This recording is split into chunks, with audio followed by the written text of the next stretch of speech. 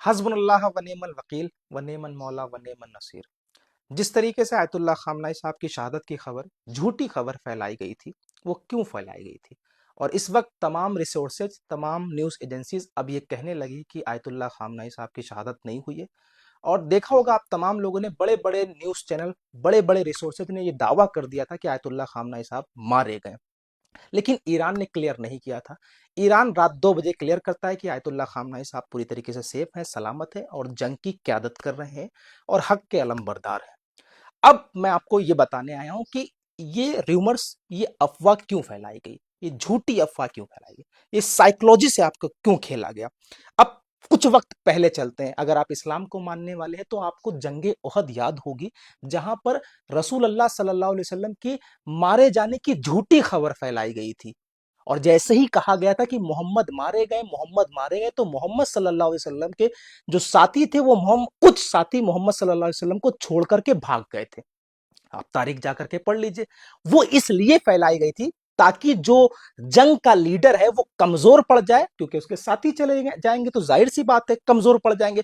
और अगर ये खबर फैला दी जाए कि तुम्हारा लीडर मारा गया, तो जो साथी होंगे वो खुद ही कहेंगे भाई जब हमारा लीडर मारा गया तो हम क्या करेंगे यहां पर। यही हुआ। इस वक्त ईरान के समर्थन में जो जो भी इंसानियत रखता है, जिसके अंदर भी इंसानियत है, वो ईरान के समर्थन में उतर आया। चाहे सोशल मीडिया से हो, चाहे जिस तरह से हो, वो ईरान का समर्थन कर रहा था। और यूनाइटेड स्टेट, अमेरिका और इजराइल साइकोलॉजिकल खेलने लगे। फिर खबर फैला दी गई, तमाम बड़े बड़े चैनलों ने ये कह दिया कि जो है आयतुल्लाह खामनाई साहब मारे गए। ठीक है। वो सिर्फ इसलिए था ताकि आपको कमजोर कर दिया जाए साइकोलॉजिकल तौर पर, क्योंकि जाहिर सी बात है जब आप ये मान लोगे कि भाई जो दुश्मन के खिलाफ, जो दुनिया के सबसे बड़े दुश्मन, इंसानियत के सबसे बड़े दुश्मन के खिलाफ लड़ रहा था, वही मारा गया, तो हम क्या करेंगे, आप कमजोर पड़ जाओगे। आप हर जगह से कमजोर पड़ जाओगे, साइकोलॉजिकल तौर पे कमजोर पड़ जाओगे। वो यही एक साजिश थी। ईरान ने, यहां तक कि आयतुल्लाह खामनाई साहब के ब्रदर इन लॉ और खुद ईरान के member of parliament, Irani media, Iran के तमाम दूता, तमाम लोगों ने क्लियर कर दिया कि आयतुल्लाह खामनाई साहब पूरी तरीके से सेफ हैं। पिछली बार भी जिस तरीके से वो जंग की अलमबरदारी कर रहे थे, इस बार भी कर रहे हैं। बस मैं आप तमाम लोगों से कहना चाहता हूं कि झूठी खबर फैलाई जा रही, किसी भी तरह पर, किसी भी अफवाह पर ध्यान मत दे। ये दुश्मन की एक साजिश है, एक बहुत बड़ी साजिश है।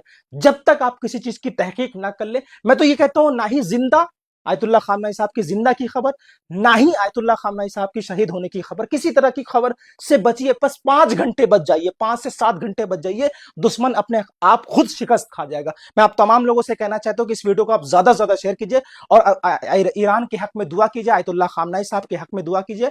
इंशाअल्लाह फतेह हमारी होगी, फतेह हमारा मुकद्दर है। और याद रखिए, वलान अल्लाह अलल काज़िबीन, झूठों पर अल्लाह की लानत होती है, इसलिए झूठ फैलाने से बचिए। आयतुल्लाह खामनाई साहब पूरी तरीके से सेफ है, सुरक्षित है और जंग की क़यादत कर रहे हैं।